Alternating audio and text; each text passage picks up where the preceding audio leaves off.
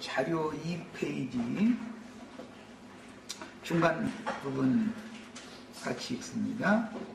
용과 음료는 짐승들과 짐승들의 짝으로서 주님과 증인들을 죽인 큰 성으로서 붉은 빛 짐승을 타고 앉은 많은 무리에 있는데, 그리스도를 상징하는 해는 변하여 어두워짐으로 광명의 천사를 가장한 어둠인 적그리스도, 다른 예수가 된 거예요. 복음이 변질되면 이렇게 되는 거예요. 해가 변하여 어두워진다. 그 말은 그리스도가 변하여 적그리스도가 된다. 그 말이죠, 말하자면. 그 다음에 교회를 상징하는 달이 변하여 피가 된다. 이것은 세속교계는 주님의 몸된 교회의 사도들과 선지자들과 성도들을 다 죽이는 일에 용과 동역을 하게 되므로 교회는 피로 물들어지게 돼 있는 거다. 그 말이에요. 교회는, 주님의 교회는 피로 물들어져 있는 거예요. 그런데 세속교회계는 이제 그것이 더 영광이고, 그들이 이제 흔히 말하는 정통을 지키느라고 그렇게 하는 거죠, 사실은. 달이 변하여 피가 되고, 해를 이은이라는데, 해를 입은 여자가 피로 변한 교회, 달을 발밑에 짓밟게 된다. 계시록 12장 1절을 해석하는 게 이렇게 어려워. 그래서 창세기 시작에서부터 이게 전권의 흐름을 다 알아야 되니까.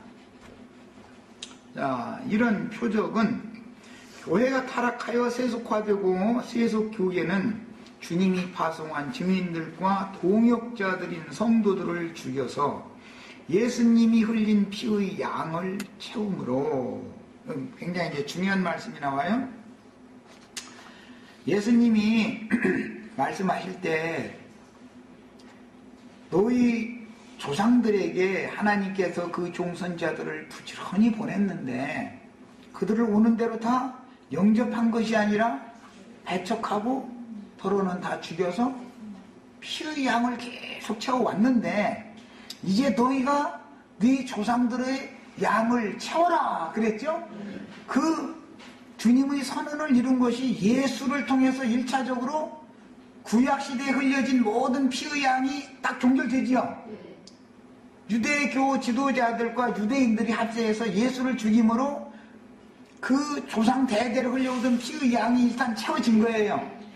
자, 이것은 신약 교회를 세우는 기초가 된다 그 말이에요. 이해하셨죠? 신약 교회를 세우는 기초예요. 그 다음에 그들이 피를 흘릴 때 예수의 피만 흘리고 마는 게 아니라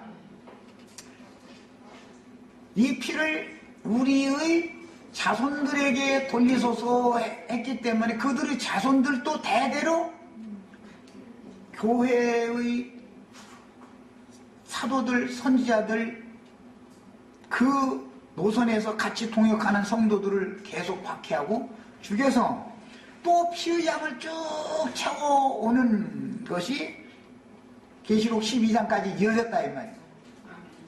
여기까지 채워지면 주님께서 다시 오실 집이 세워지는 거예요. 피의 양을, 유대인들이 조상이 흘린 피의 양을 예수를 죽임으로 채운 것은 육체 성전을 헐고 하늘의 참장막 성전을 짓기 위한 터를 닦느라고 예수가 죽임당했던 것이죠. 구약 선지자들이 흘린 피의 양이 예수로 말미암아 채워진 것은 신약 교회를 세우기 위한 터전을 닦은 것이 된 것이고, 신약 2000년 동안 계속 주님의 제자들의 피를 또 흘려서 그 피의 양이 채워지면 건축이 되는 것이다.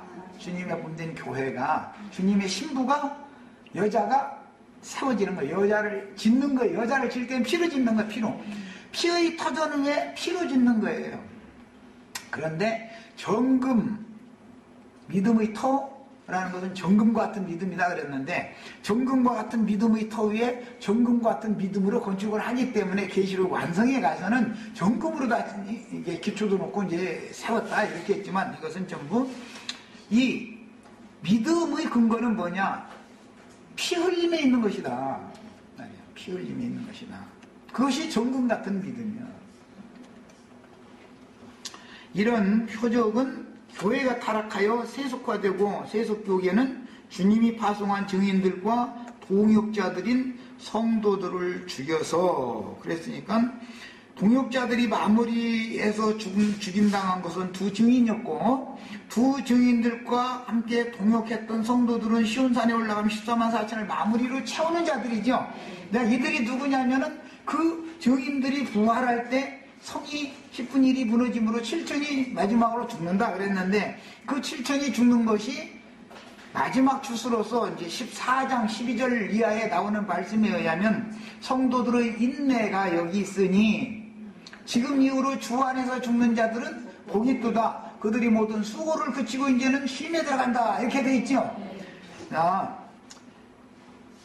이 쉼에 들어가는 그 수, 마무리 추수가 되어지면 시온산에 올라간 14만 4천이 수가 채워졌다라는 뜻이고, 주님의 신부로 단장된 성도들의 수가 채워졌다는 뜻은 사도들과 선지자들과 성도들이 흘린 피의 양이 채워졌다라는 뜻이다 이 말이에요.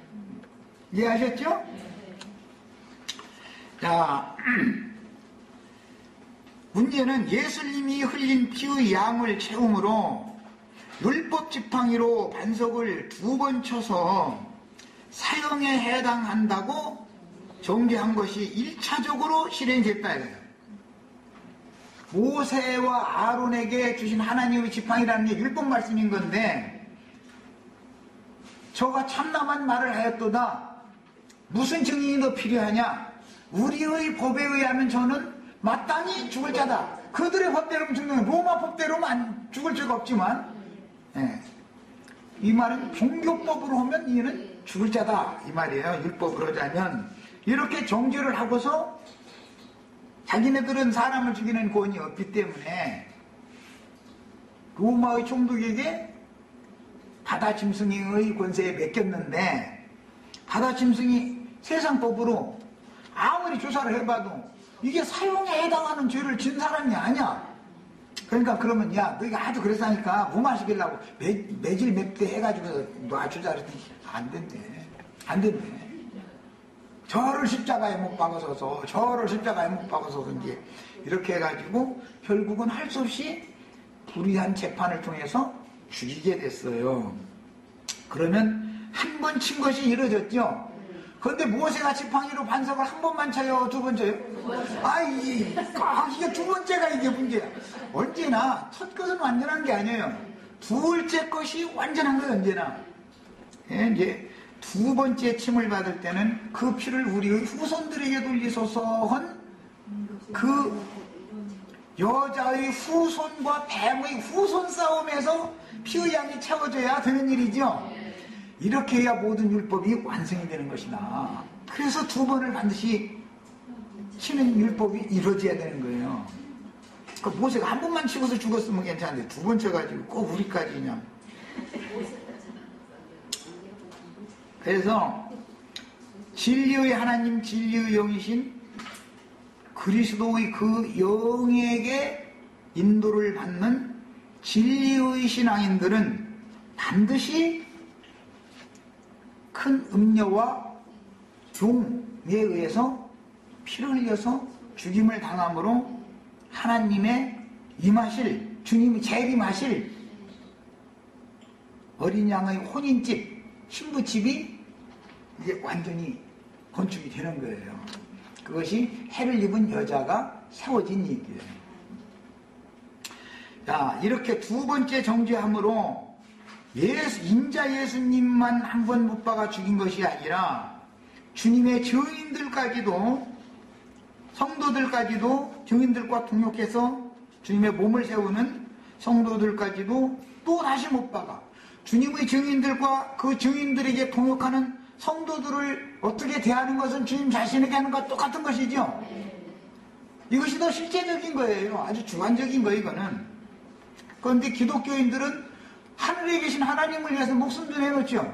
얼마나 충성, 봉사, 돈이 뭐가 아까운 게 없어. 하늘 어디 보이지도 않는 그 하나님을 위해서는. 그런데 우리 윤자매나 이순희 자매를 위해서는 목숨 내놓으라고 미쳤느냐고 내가 지금 이래버려. 주님께 하는 거라는 거에 대한 인식이 없는 것이죠. 주님의 몸에 대한 인식이 없다. 주님의 몸이라는 것은 뭐냐? 육신으로 오셨던 주님의 몸이 무너지는 목적은 신령한 하늘의 참장막 성전, 이 몸을 세우려는 것인데 더 크고 완전한 이 장막 성전 교회에 있는 지체들에게 어떻게 하는 것이 주님을 2번 못 박아서 현저히 욕보이는 짓을 하는 것인데 이것을 모른다 이거예요. 그걸 몰라. 이 사람들은 많이 이런 얘기하면 나보고 미쳤다고 그래. 그러면 내가 너 그거 가르치는 거 이단이라고 박해하면 그럼 내가 예수님 박해하는 거냐고. 그렇다고 대답하면은 완전히 갓도만 거예요. 이게 뭐가 갓도만 이래버리지. 아니 예수님이 지금 저기 허공 보좌 성령님은 오셨고 그 아버지 하나님 보좌 오른편에 예수님이 지금 앉아있다가 자기네들 이제 뿅 오고 휴거되는 날 몇 년도 몇월 며칠 날인지는 모르지만 그날 지금 오셔야 되는데 네 안에 예수님이 오셔가지고 너 함께 있어? 그래가지고 너를 죽이는 거 예수님 2번 죽이는 거야? 이렇게 말하고 이거 완전히 이 사람들 보고는 예수님이 이미 오셨다. 말씀이 육신이 돼서 첫 번째 오셨던 그 주님은 유대인의 모습으로 유대 땅에 오셔서 죽임을 당하셔서 피의 양을 유대인들 조상이 흘린 피의 양을 마무리로 해서 채운 것은 신약의 주님이 내가 이 반석에 내 교회를 세운다고 그 교회를 세우기 위한 터전을 닦느라고 피를 흘리신 것이고 그것은 창세기에서 보면은 모리아산의 제단터에 이삭이 드려졌던 터전인데 이것이 아라우나의 타작마당의 제단터고 거기다가 예루살렘 신전을 짓지 않느냐. 그 신전이 완공되어야 오리라 예언된 그 메시아가 오는 거 아니냐. 이런 얘기를 해주면 이해가 안 되는 거지요. 이게 성전 건축 얘기를 해도 그냥 건축 헌금 내가지고 큰 예배당 짓는 얘기면 그냥 다 알아들어. 그거는 아주. 그런데 하나님은 그렇게 인간들이 손으로 지은 물질적인 그런 신전에 거하시는 분이 아니고 하나님이 친히 지으실 터전도 그분의 계획이 있었고 터도 건축하는 식양도 그분의 계획이 있는 거다. 그래서 친히 계획하시고 지으실 터가 있는 그 한 성을 하늘에다가 하나님이 아브라함 자손들을 위해서 후사들을 위해서 한 성을 예비해 주셨는데 그 성을 건축하는 얘기라는 것은 하늘에 장작교회를 세우는 얘기를 말한다고요. 한 허공에다가 무슨 교회를 세우냐 이거예요. 허공 하늘에다가 벽돌 다 갖다가 이태리산 대리석 갖다가 허공에다가 쌓아서 질좀 묵장하게 이렇게 나오는 것이죠. 그것이 하나님의 집이 아니고 구속받은 성도들로 짓는 거다라는 것까지 알아. 거기까지야. 요새는 이제 여기까지는 나갔어요. 이제 건축물이 사람 손으로 지은 건축물이 아니라는 것까지 아는데 그래도 그 사람들 보고 그래도 땅에 있는 7 교회에서는 나와서 성령과 신부가 오라는 곳으로 가서 그 성령과 신부가 증거해주는 그 말씀을 따라서 그게 마지막 최후로 교회를 건축하는 식양을 가르치는 사명을 하는 주님들이 거기서 일을 하는 거다. 그들의 말을 듣고 거기에서 함께 동역을 해서 함께 교회를 세워야 된다 이렇게 말하면 나도 성경줄을 알겠으니까 길거리에 나가서 좌판 벌려가지고 몇 사람 모이면 이제 5명만 자기 따르는 사람이 있으면 여기 하나 다 지가 한판 벌리겠다 이거지 뭐. 이게 들어보면 성경 지식이 얼마나 또 많은지 몰라 또. 그런데 아주 중요한 부분에 가서 엉뚱 헛다리 짚어. 그거 참 하나님 하신 일이 난 사람 만날 때마다 그걸 저 사람 여기까지 이렇게 비슷하게 가다 헛다리 짚었네. 내가 딱 보여버려요. 야, 요엘 선지자를 통해서 예언하신 말씀이 이제 예수와 사도시대에 실현되기 시작해서 유대교는 심판을 받고 그러니까 이제 심판받은 교회는 피 흘린 교회는 심판받았으니까 주님이 교회가 유대교를 밑에 밟아야죠. 유대교는 피 흘린 교회니까 주님께서 유대교가 흘린 피값을 원수를 갚아야 되잖아요. 그래서 주님이 흘린 피 후에 사도들의 사역을 통해서 세운 주님의 몸된 교회의 발밑에 유대교를 밟게 만들었다 이거예요. 그러면 그걸로 끝난 게 아니고 신약 2000년 동안에 세속화된 기독교 계가 육신의 눈으로는 보이지 않는 하늘의 장자교회의 성도들과 건축자들을 죽여서 피의 양을 또 채웠기 때문에 하늘의 해를 입은 여자의 발밑에 달이 밟혀져 있다 이런 거예요. 힘센 천사가 뭐 바다를 밟고 땅을 밟았다 그러면 이 얘기가 쉬워. 그거는 하나님은 능력과 권세가 많으니까 세상도 밟고 뭐 기독교계 이러면 다 그냥 그분의 발밑에 있다 이러면 이 얘기가 쉬운데, 여자가 발밑에 달을 밟고 있다 그러면 도대체 이것은 결과적으로는 주님이 머리 싸움을 해서 이겼지만 교회가 몸이 또 이겨야 되는 것이다. 몸이 최종적으로는 그래야 이제 드디어 세상 나라가 더 이상 거슬리고 대적하던 모든 만물이 그리스도의 발 아래 밟혀서 세상 나라는 심판받아버리고 주와 그 그리스도의 나라가 실현될 수가 있는 것이다. 모든 생물 중에서 으뜸은 사람이죠.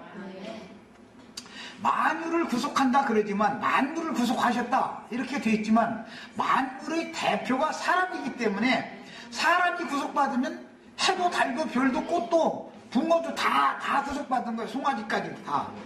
내 생물이 다 구속받는 거죠. 사람이 대표다. 그러니까 내 생물의 대표는 사람이에요. 성경에는 예수 그리스도의 구속이라는 것은 만유의 구속이다 그래요. 만물이 다 구속받았다 그래요. 그런데 만물이 아직은 복종을 안 한다 이거예요. 구속받았음에도 구속이 뭔가 된 이해도 없는 거예요. 중요한 것은 만물의 으뜸인 사람이 완전한 구속에 들어가 있지 않기 때문에, 즉 사람이 진리의 말씀을 불순종하고 거슬리기 때문에 만물이 다 사람이 하나님을 거슬리니까 만물이 사람에게 모든 생물을 다스린 권을 맡겼는데도 모든 생물이 사람한테 다스림 안 받으려고 해버려요. 안 받아. 이런 이치를 하셔야 돼요. 결국은 예수님이 만유의 머리가 되고 주인으로서 제 위치에 차지하시고 그 주인의 여자 주인이 또 만유를 다 이기고 밟을 수 있을 때만 드디어 세상 나라가 이제 드디어 예수님이 오셔서 세상을 심판한다는 선고를 내렸죠. 그런데 세상 심판을 안 차나요? 아직도 세상 심판이 안 됐죠. 내 세대에 각 사람이 죽었지 심판을 받아서. 실제로는 세상은 예수님의 말씀에 의하면 이미 세상은 심판을 받았어요. 앞으로 심판이 선고가 돼 있기 때문에 그 선고대로 심판이 곧 이제 집행이 되는데, 마무리 집행이 되는 것은 내 세대에 각자 신앙생활을 하다가 교회를 통해서 교회 중의 이기는 자가 되어져 가지고 순교 또는 말씀이 응해서 온전케 되어져 가지고 주의 품에 데려감을 받을 때 내가 죽으면 세상이 끝나는 거죠. 세상 심판이 이제 적용이 되는 거예요. 매 세대에 이렇게 왔다가 마무리 세상 심판을 하는 때가 반드시 와야 종결이 올 거 아니냐 말이야. 마무리하는 그게 뭐냐, 최후로 추수된 계시록 14장에 땅의 모든 곡물을 낯을 휘둘러서 최후로 수를 싹 해가지고 14만 4천이라는 수를 싹 채우고 나면 주님의 집을 건축할 재료가 완전히 다 준비된 충만의 수가 찬 거단 말이에요. 그러면 이제 그들 데려다가 거룩한 성 새 예루살렘의 터전에다가 그러다가 제자리에다 갖다 딱 옮겨만 놓으면 돼. 옮기는 것이 뭐냐? 흔히 말하는 휴거라는 건데, 이것이 이렇게 될 때 내 속에 있던 영혼이 거룩한 성에 들어간다. 그 말이에요. 이해하셨죠? 그래서 하늘의 해를 입은 이적의 여자가 낳은 아들들과 광야로 도망한 여자의 남은 자손을 바르게 이해해야 하며, 많은 물 위에 앉은 큰 음녀와 어린 양의 아내 곧 신부인 거룩한 성 새 예루살렘과 예루살렘에 대한 이상이 분명해져야 됩니다. 여기 이해해야 합니다.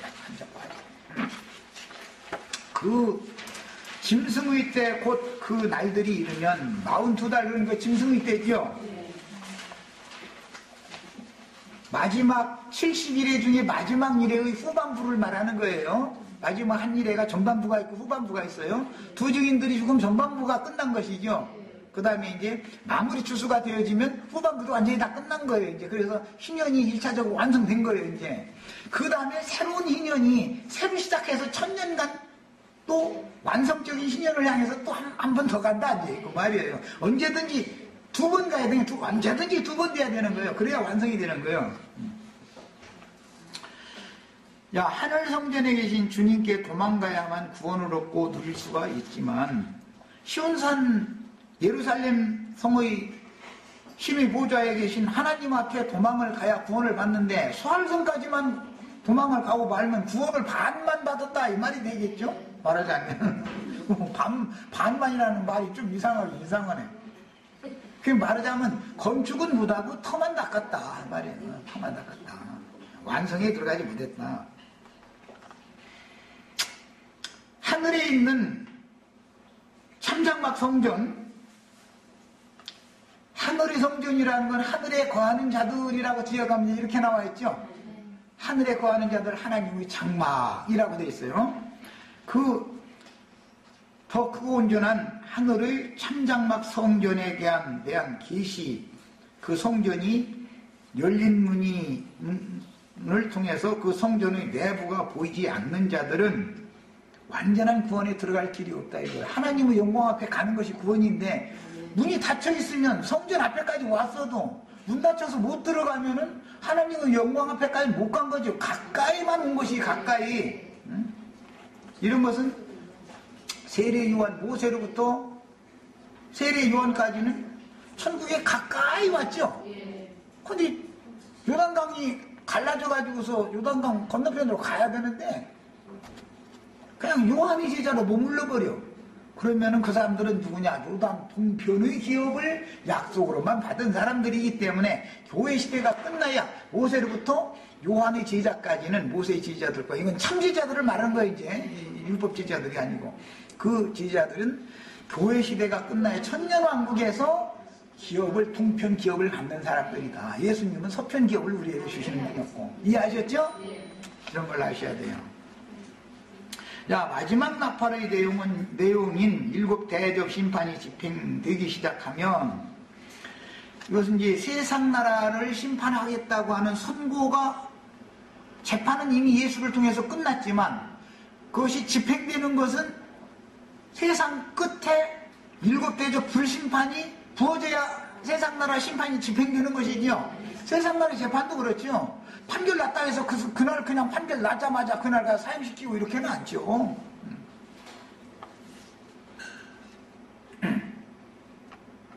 선고를 해도 그 선고 내용대로 집행하는 기간이 있는 것이죠. 반드시. 그래서 하늘의 장막 성전에는 하나님의 진노로 인한 영광으로 인하여 연기가 성전에 가득하므로 그 누구도 심판이 끝나기까지는 하늘의 성전에 들어갈 수 없고 성전 밖에서 믿었는데 안 믿은 사람들만 있는 게 아니에요. 성전 밖에는 믿었는데도 성전 안으로 들어가지 못하고 성전 밖에 남아있으면 하나님의 영광에 들어갈 수 없었던 사람도 함께 몸으로 세상을 불로 심판할 때 같이 몸으로 당해야지요. 당연히.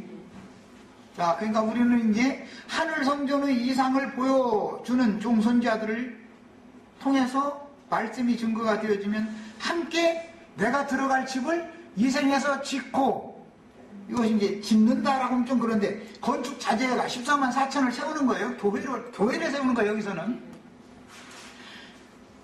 교회 추수가 마무리되면 옮겨진 것이죠.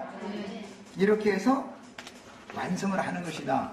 그러려면 당연히 하늘의 성전이 열리고 언약궤도 보이고 이게 다 보여야죠. 하나님의 영광을 볼 수가 있어야죠. 자, 그러니까 이제 건축자라는 것은 하는 것이 뭐냐? 하늘의 성전을, 참 장막 성전을 열어서 보여주는 일을 하는 것이죠. 실제로는 계시를 해주는 거예요. 계시.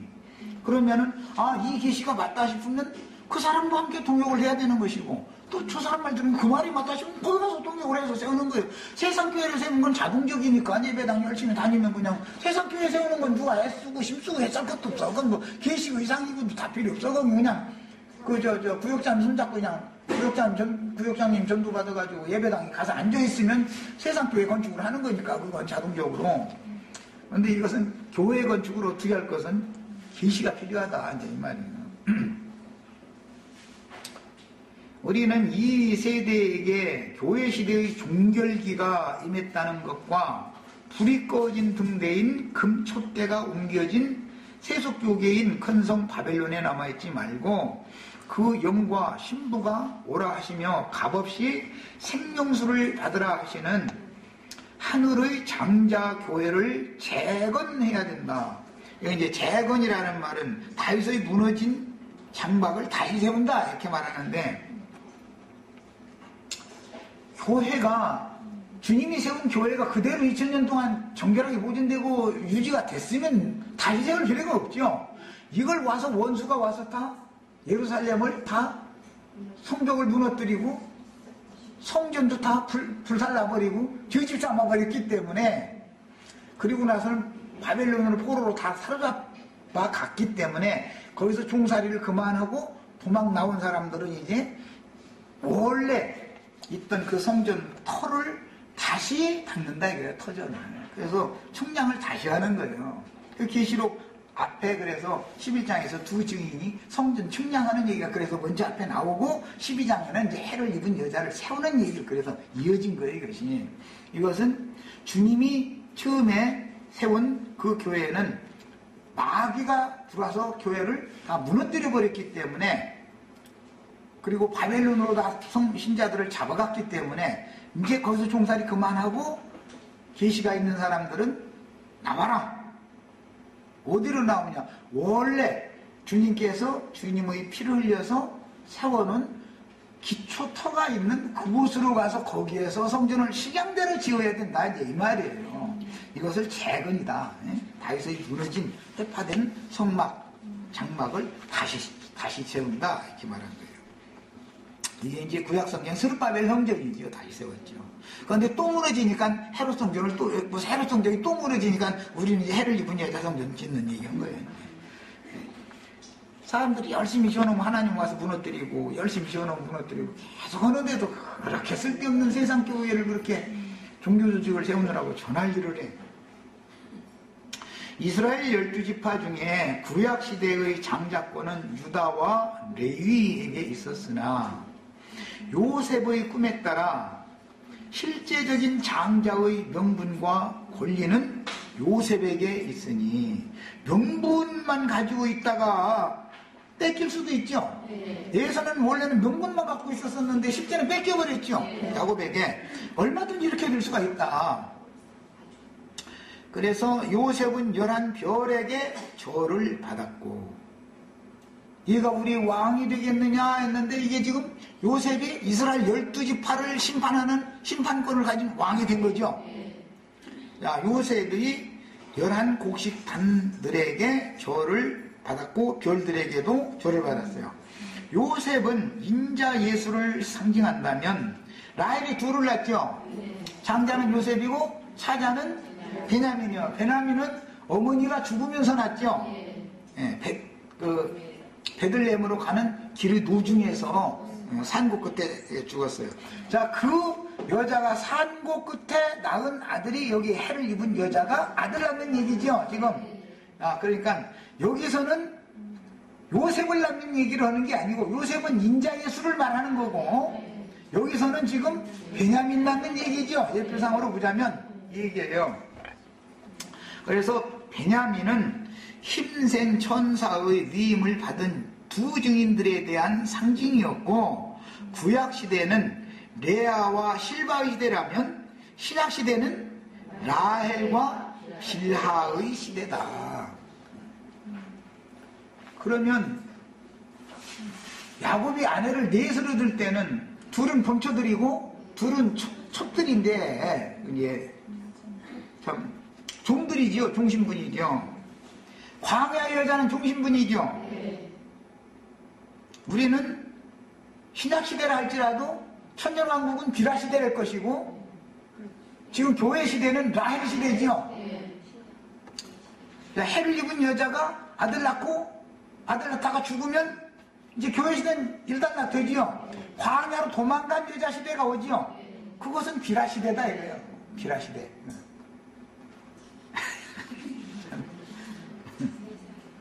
반드시 종교회가 따라붙게 마련이다. 구약시대에도 선지자들의 노선에 따르는 본처의 자손들이 있었어요. 본처의 자손들. 레아의 자손들이죠. 맞아. 이사야 말라기 선지자까지. 그 영적인 노선이 있죠. 그런데 그 수는 적은 거예요. 그러나, 이 실바라고 하는 여자, 이제 종교회는 아주 번성을 그렇게 잘해야죠. 그래가지고, 그것이 율법교회다. 예, 구약시대에도 교회는 주님께서 본처로 생각하고 있는 교회는 박해당하고 순교당한 자들의 노선이었었고, 당세 매 세대마다 세상의 기득권을, 종교적인 기득권을 가진 자들의 노선은 율법신앙이죠. 그래서 그들은 종교회는 아주 밖으로 드러나는 거예요. 종교회는. 그러나 본처는 감춰져 있어. 이게 참 비밀이야. 우리는 이제 아브라함의 아내 사라, 이삭의 아내 리브가, 이스라엘의 아내 라헬로 이어지는 하늘의 해와 달과 12별의 하나님 가정이요. 우리는 하나님의 권속이다 그러죠. 그러려면 하나님 가정의 권속이려면 하나님의 씨로 유전을 받았어야죠. 해를 입은 표적의 여자인 거룩한 성 새 예루살렘에 들어갈 권세를 얻은 이기는 자들이 아버지와 어머니의 영광인 12멸류관들이다. 몸을 이루는 것은 이 12멸류관들의 사역자들에게 동역을 한 성도들이죠. 14만 4천이. 14만 4천 중에는 12사도가 포함되어 있단 말이에요. 이스라엘 인마진 12지파의 14만 4천 중에는 12지파가 또 섞여 거기 있는 거예요. 예루살렘 교회는 사도들이 함께 있죠. 120명 중에는 12사도가 함께 있는 거예요. 언제나 이렇게 돼 있는 거예요. 이것이 성경의 감춰진 비밀들이다. 그 다음에 요셉은 애굽에서 두 번의 꿈을 이뤄야 되니까 먼저 애굽에서 총리가 되어져 가지고 애굽을 다스렸죠. 다스렸으며 애굽의 태양신 사제의 딸을 아내로 맞아 에브라임과 므낫세를 얻었고, 이제 이방인 때가 왔다 이 말이죠. 이방 여자를 통해서 히브리인의 씨를 낳는 얘기를 한 거니까 그것은 예수님을 통해서 우리 같은 이방 죄인들이 값없는 은혜로 구속받는 새 시대가 왔다 이제 상징한 거예요. 요셉의 부친 이스라엘에 의해서 아버지의 것으로 입적이 됐다. 그러니까 12지파 외에 2지파가 추가되는 것이죠. 그래서 12사도 외에 신약성경에 바나바와 바울이라고 하는 성령이 세운 사도가 추가가 된 거예요. 그래서 차자인 에브라임이 장자권을 얻고 장자인 므낫세가 장자의 명분을 빼앗겼지만 구약시대 동안은 그랬죠. 계시록 7장의 12지파 계수에서는 에브라임이 도리어 빠지고 그 자리에 요셉이 들어가게 되죠. 므낫세는 여전히 살아남아요. 자, 그러니까 이 말은 계시록 7장에서 인마진 이스라엘 12지파의 수에 가입되는 이것은 신약의 장자권자였던 에브라임 시대가 아니라 이제 므낫세 시대다라는 걸 알 수 있죠. 그렇게 해서 요셉에게 두 기업을 주는 건 구약 시대에도 요셉을 위해서 므낫세와 에브라임이 기업을 받은 거로 두 기업을 받았고, 교회 시대가 지난 다음에 천년 왕국에서는 에브라임이 빠지는 대신 요셉 자신이 들어가고 므낫세가 들어가가지고 여전히 두 기업을 받도록 이렇게 만들어놨어요. 이것이 하나님의 경륜인 거예요. 이것은 장자의 명분을 빼앗기는 자가 누구냐, 이것을 지금 보여준다. 반복적으로 강조하지만 계시록 7장의 이스라엘 12지파에 대한 기록은 교회 시대가 끝난 후에 주님과 사도들의 예언이 응하는 장차오는 새 시대를 예시하며 계시록 12장에서 해를 입은 여자의 남은 자손들인 광야로 도망한 여자의 자녀들이 새 시대의 주역이 되어, 교회 시대는 12사도들이 주역이 되었죠. 이방인 시대가 됐을 때는 성령께서 세운 바나바와 바울이 사역을 하는 이방인의 때가 이제 이어졌는데, 이방인의 때가 끝나면 인마진 이스라엘 12지파의 새 시대가 오는 것이다.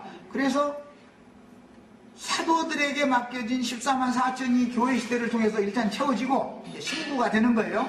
물은 시온산에서 14만 4천이요. 천년 동안 인마진 하나님의 종들인 이스라엘 12지파에게 14만 4천이 또 채워지면 아내가 이제 그 다음에는 교회가 신부가 되고 신부는 천년이 차면 아내가 되는 거예요. 이 하나님의 경륜이에요.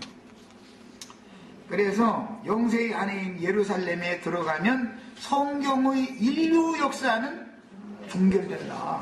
이제는 더 이상 죄가 육체 속에 거하는 마귀의 시대는 끝났다. 육체가 있어야 죄가 왕국으로 갈 수 있죠.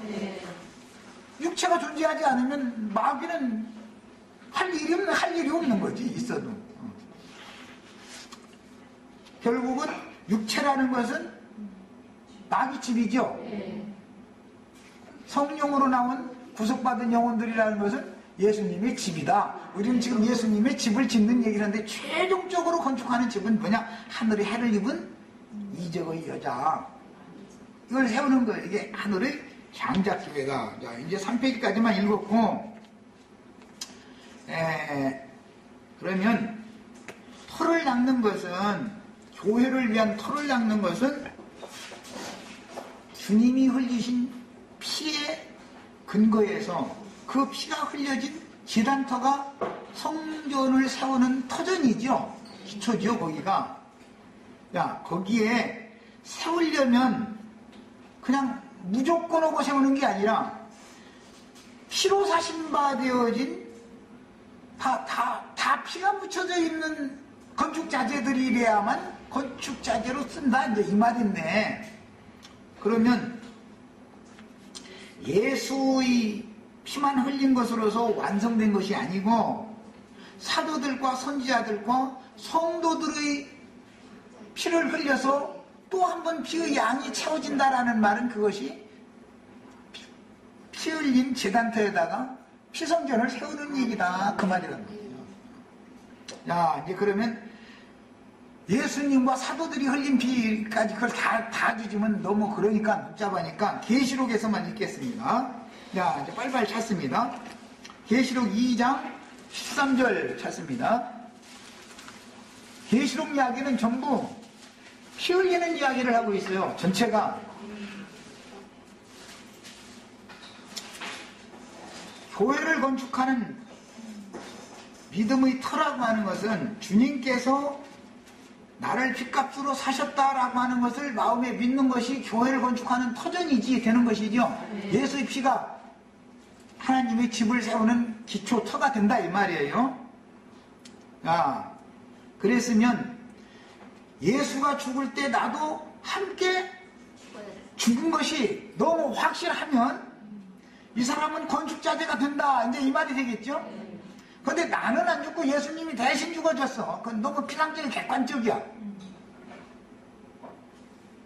믿음으로만 죽는다라는 건 믿음으로만 죽는 토를 닦는 얘기는 성전의 기초를 세우는 얘기인 것이고 믿음이 나에게 응해야 된다, 화합된다. 이제 히브리서 4장에서는 믿음으로 화합되지 않은 자는 광에서 떨어져 죽는다 이랬는데 예수의 흘리신 피가 결과적으로는 나의 옛사람의 자아를 죽음에 넘기는 근거가 되지만 이 신앙이 겉사람을 날마다 후퇴시켜가지고 최후로 겉사람이 완전히 무너져버리는 피 흘림이 완성적으로 되어질 때서 옮겨진다 이제 그 말이에요. 성전을 짓는다 이게 그때서.